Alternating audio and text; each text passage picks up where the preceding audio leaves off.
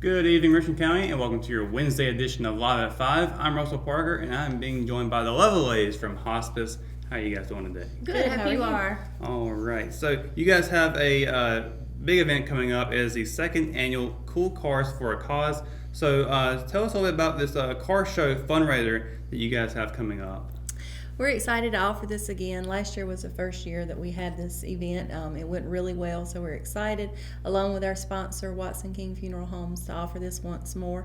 It's going to take place Saturday, March the 28th, from 10 a.m. until 2 p.m. It is going to be there on our campus, which is at 1119 North US Highway 1 in Rockingham.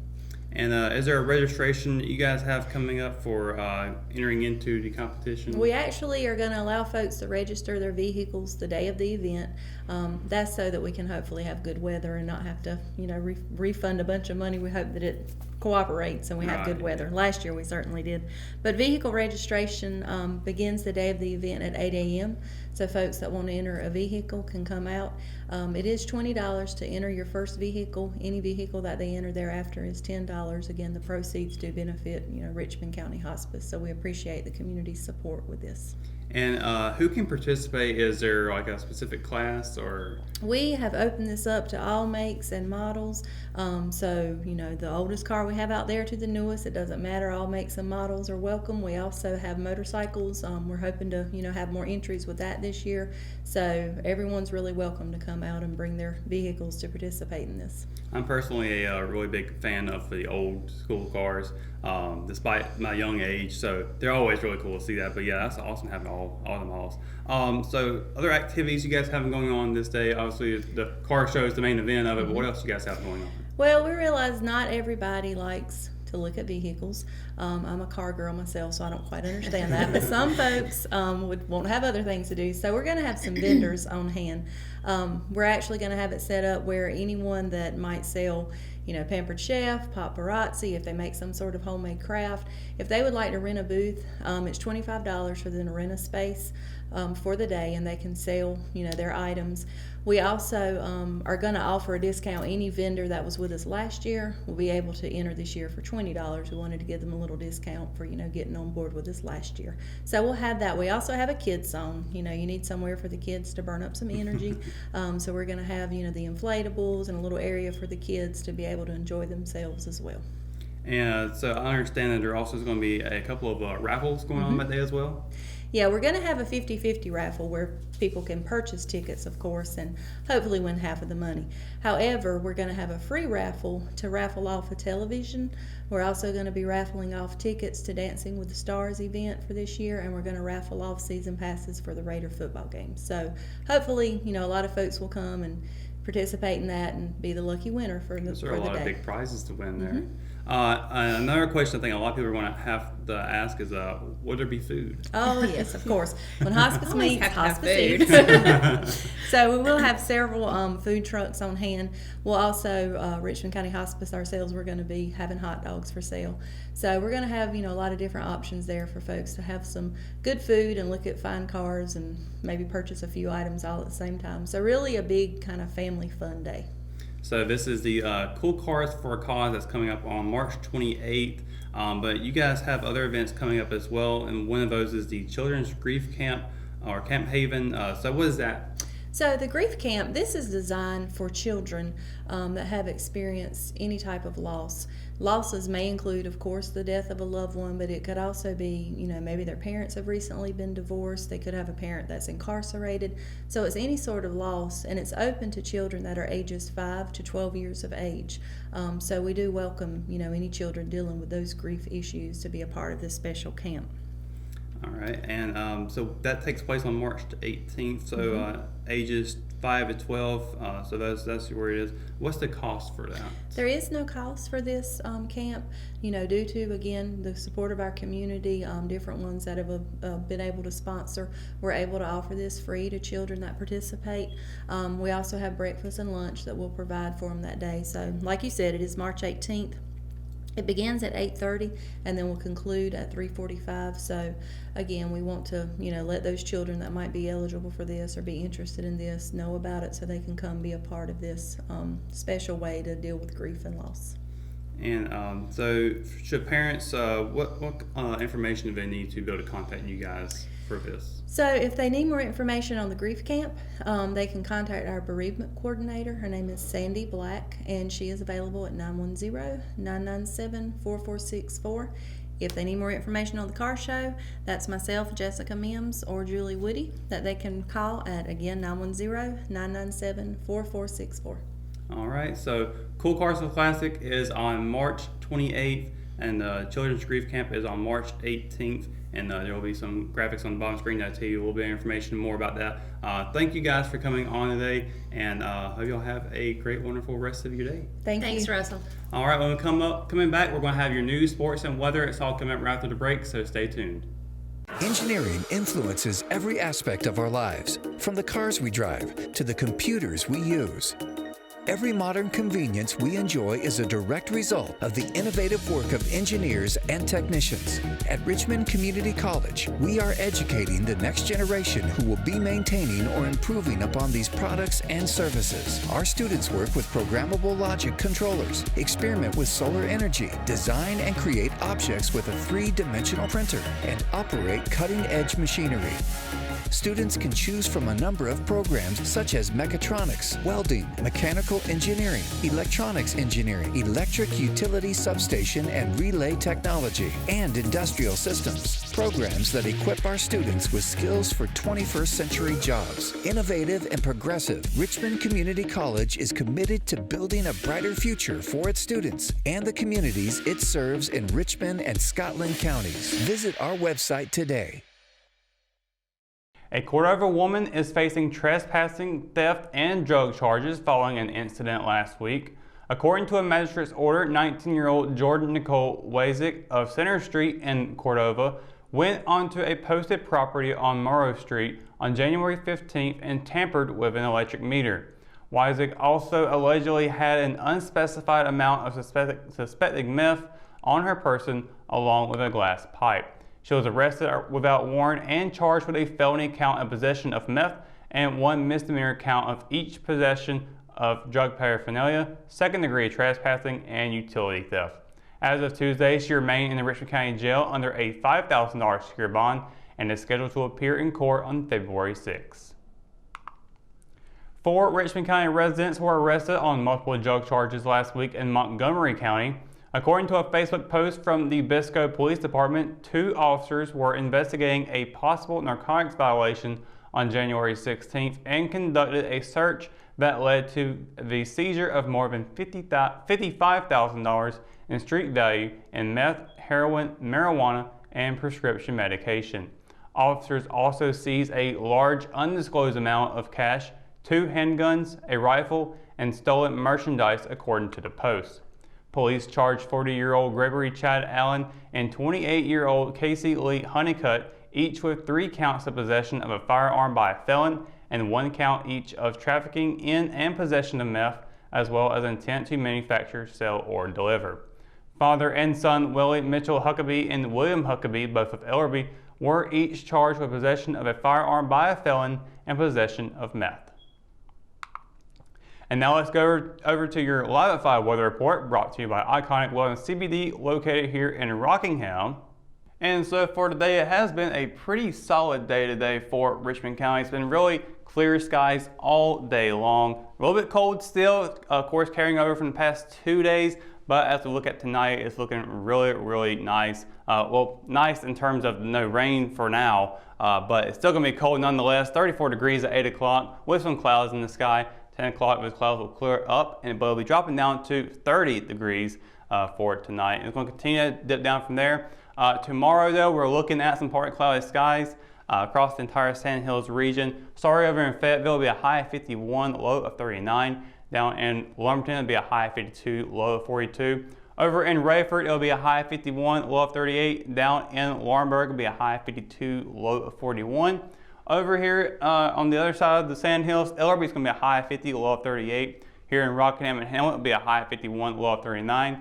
Bennettsville, South Carolina, will be seeing a high of 52 and a low of 42. And across the PD in Waitsboro, it'll be a high of 50 and a low of 38. Once again, partly cloud skies all day long, and that cloud coverage helping kind of put like a blanket over us to warm up temperatures, kind of like trapping the heat just a little bit there. So we're getting a little bit more warmth tomorrow. No below freezing temperatures for us at all. So Thursday, once again, high 51, low of 39. Friday, we are expecting rain pretty much all day long. High of 60, low of 40 though. So once again, temperatures going up just a little bit, but when that rain's gone, we're going to see it dip back down just a little bit below freezing temperatures. Be a high 53 on Saturday with a low of 31. Partly cloudy skies though. Sunday, continuing those partly cloudy trends, be a high 54, low of 34. Monday, also following suit with a high of 52 and a low of 34 there.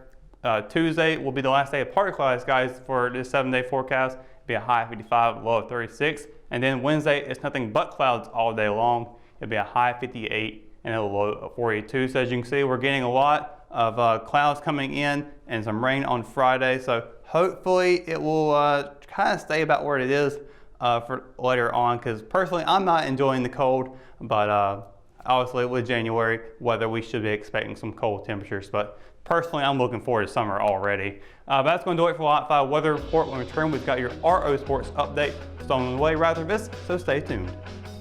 At Richmond County Hospice, we strive to provide high-quality care to our patients and their families. Whether it's the incredible hospitality at the Haven House or from the comfort of your own home, you can count on Hospice to be there for you. We also offer monthly grief support groups, and our chaplain will be there to hold your hand in prayer. Through our amazing staff and our volunteers, Hospice has made difficult times easier for our community. Call the number on your screen if you feel that you or your loved one may benefit from our services. Richmond County Hospice. Peace, comfort, dignity. McNair Auto Sales is the place to buy your pre-owned car, truck, or van. To be the best, it takes big selection, friendly staff, and great pricing. We guarantee a no-hassle buying experience, and financing is available right on site. So come see us today. We're located at 1026 East Broad Avenue in Rockingham. And remember, with over 40 years of experience, you know McNair is the name you can trust. Senior bowler Haley Miller has been named the official Richmond County Female Athlete of the Week, presented by Moss Brothers Tire and Service. New to the sport of competitive bowling this winter, Miller is coming off a career performance in the last week's SAC singles tournament, where she punched her ticket to the state tournament. This is her 4th career recognition and 2nd this school year, after earning it following her trip to the Girls Golf State Championship. So Haley, you're kind of in your first season of bowling with the Lady Raiders, and you're heading to state championships. I'm going to start there with your performance last week at the singles tournament. So just kind of walk us through what went well and how you were able to manage to get inside the top 10. I mean, it was crazy how I was able to pick up spares and get strikes that I wasn't expecting, and how consistent I was, so that really helped me get a good score. Did you expect to make states when you kind of entered that tournament? I didn't at all. Well, I kind of did, because I saw that my scores were actually up there, but then after my 3rd game, I thought I knew I was out of it. What's it like to get that call kind of the next day to find out that they had expanded the field and that you did make it? I guess I was just really surprised at it. At that point, I was just like, oh, okay, let's do this. Pretty cool. So can you kind of explain how you think that you progressed this season from where you started back in November to where you are now as a bowler? I guess in the beginning I wasn't too bad, but I've gotten better at picking up spares, especially when there's one pin left. And I don't know, just being able to pick up those spares has helped me a lot. What area do you think is your strongest as a bowler? I don't know. Probably just, I don't know. Just being a competitor? Yeah. Being a competitor. What are your expectations for the Bowling State Championships next week? I really don't know what to expect at all, because I've never been. I've just been for golf. So it'll be interesting to see all the girls there and how good they are. And so you kind of segued into golf, so my next question was, how do you think playing in 3 state championships with golf and the pressure and the experience, how do you think that'll help you going in kind of the unknown? I think it's pretty cool, because with golf I was actually like under a lot of pressure, but with bowling I feel like it's not as much pressure and I can just have fun with it. What would be a satisfactory finish for you? Like a score? A score or placement? I don't know, I want to end on a turkey in the last frame, hopefully. Okay. In one game at least. That's a reasonable goal. So Haley, we're going to transition over to our Raider Rapid Response segment. So bowlers usually have nicknames. Have you come up with a nickname, like a cool nickname for yourself? No. No? Well, what would it be if you could give yourself a nickname? I don't know. You don't know? Okay, we'll think about that one. Okay. You graduate in just a couple of months, really a semester. So what schools are you kind of narrowing your choices down to, and what are you going to study? I'm kind of looking at ECU or state right now, and probably going to either PA school or vet school. So trying to substitute. Very cool. Do you have a hidden or a secret talent that many people may not know about? I don't. Do you have an interesting fact that you'd like to share? No? Okay. Last question then for you. If you could choose, you should be able to answer this one. If you could choose any flavor of ice cream to describe your personality, which would it be and why would you choose that? Oreo ice cream. That's my favorite, and I think it has a cool personality to it. Senior wrestler Joey Nicholson has been named the official Richmond County Male Athlete of the Week. The 2019-2020 season has been a roller coaster for Nicholson, who has set program records while also missing time on the mat due to an assortment of injuries. But as the final third of his senior season winds down, Nicholson is heating up, including a strong performance over the weekend in the Bulldog Brawl. This is Nicholson's second career recognition, also earning it as a sophomore wrestler. So Joey, you're fresh off of a first place finish at the Bulldog Brawl in the 120-pound weight class. So let's just start there. Can you kind of walk us through those 3 wins on Saturday and what worked well for you? Well, really well is trying to get caught up in too many ties, because most of the time when I'm wrestling, like a lot of people, they know I shoot a lot, so they try to catch a lot of underhooks to try to throw. And it's like one of my weaknesses. My dad just kept practicing me over and over again just to not get caught in them, and it just helped out a lot. Talk about the match against Brandon Jacoby in the finals, Carolina Forest wrestler. You won that one 7-1. So just kind of talk about battling that out for 3 rounds. He was a really good competitor. I mean, I didn't think I was gonna get that many points on him. Mm-hmm. I thought it was gonna be like a 3-2 match. I thought it would be really close. But then as I started shooting more and more opportunities started opening up, and I realized I could just take him down at will when I needed to. Good, absolutely. So back in November, Joey, you also became the program's all-time winningest wrestler, and you're kind of getting near the 150 wins mark now. So what's it mean to you to be able to say that you're atop that list? It feels great to be at the top of the list. I mean, I want to set a goal and show everybody that I can be the best I can be. What's it taken from a training standpoint to rack up those many wins? Well, I have to train hard. Can't go through practice just lollygagging and not doing everything right. Mm-hmm. Have to try to motivate everybody else to do so. That's right. Even when they don't believe they can, I have to make sure they can believe. Joey, it's no secret, too, that you've spent the last 4 years wrestling for your dad, who's the head coach here, Coach Earl Nicholson. So just kind of talk about that unique dynamic in wrestling for your dad and having him coach you along the way. Yeah, it's been a good experience, learning, getting better every year, improving, dealing with new people, new teams, just becoming captain. Everything's been a good experience so far. How do you think your relationship with your dad has helped you on the mat? I mean, we both just really like wrestling a lot, and we talk about it all the time, learn different moves together. We go to college matches and watch wrestling, and we just go through videos of that I lose or I win, and just pick up on all the mistakes and work on them at practice. And not only do we do it with me, we do it with our other wrestlers. Very cool. So, Joey, now for some lighter questions on our Raider Rapid Response segment. So first, are you considering wrestling at the collegiate level, and if so, where, and have any schools shown interest? Yes, sir. I'm trying to wrestle in college. I have talked to Pembroke's coach and Spartanburg Methodist, and last year we talked to Belmont Athletes coach. Okay. I think I'm looking to try to go to Pembroke, though. Very cool. What's your secret to maintaining and making weight each year? Because especially, wrestling season's right in the middle of the holidays. There's all that good food. So what's your secret to that? Well, first, when I first started the season, I'm a lot over probably 15, 20 pounds over. So then about a month or two, I just drank a whole bunch of water to get ready for like a big weight cut, and I just started dieting, and as I started dieting, it just started dropping off. And then during the season, I tried to not get over at least 5 pounds. Okay. Do you have a nickname on the mat? And if not, if you could make one up for yourself, what would it be?